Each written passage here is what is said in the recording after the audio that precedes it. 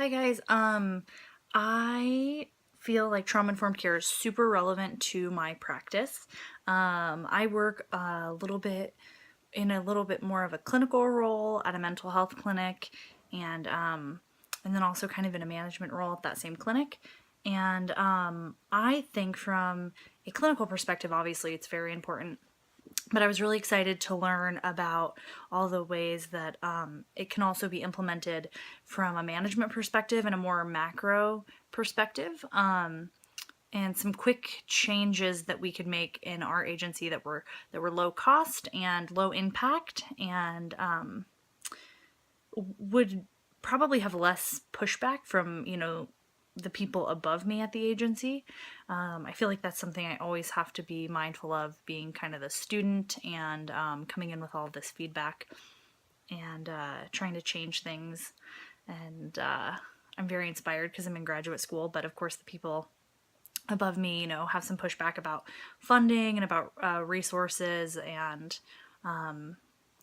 yeah, so some little things that I have control over that I can change. That's pretty empowering. And I've also taken some tips from this class to empower our secretary and our front desk staff, and then case managers and some of the alcohol and drug counselors that I work with, just about small things like setting up the waiting room and how we answer the phone, and how mindful we are about engaging with clients and client information, and how we address them, and how we address like behavior in the waiting room, and some things like that. So that's been really good. And then some of the more sensory type things, like paying attention to lighting and smells and the setup of the waiting room and the chairs, and chairs with arms versus chairs without arms.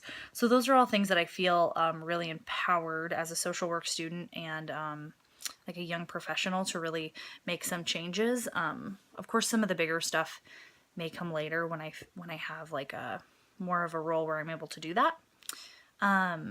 So first, I feel like I'll be applying this by really working on our waiting room and our front office staff, and kind of giving them some ownership as far as trauma-informed care goes, and setting up the waiting room in a way that's more mindful of people's experience and trauma.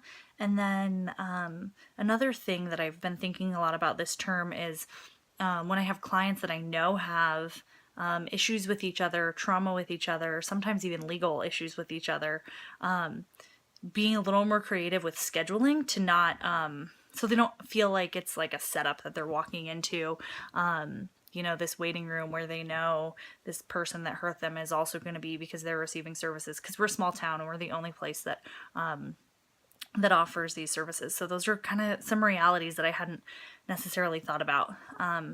That'll be really good.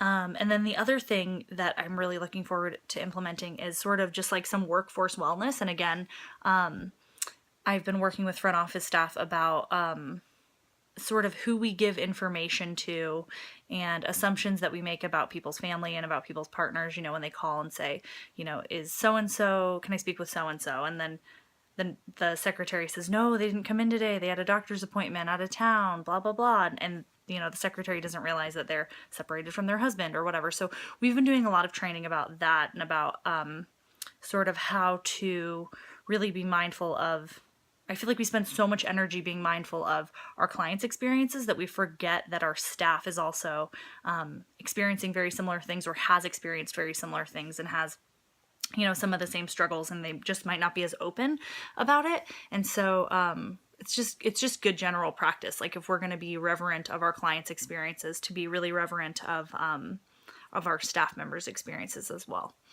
And yeah, I'm really excited to implement the things that I've learned. I feel like there's so much material in this class and in this subject that I just have to kind of pick and choose and take baby steps as far as like what I feel like I can actually accomplish, and then just keep plugging away at it.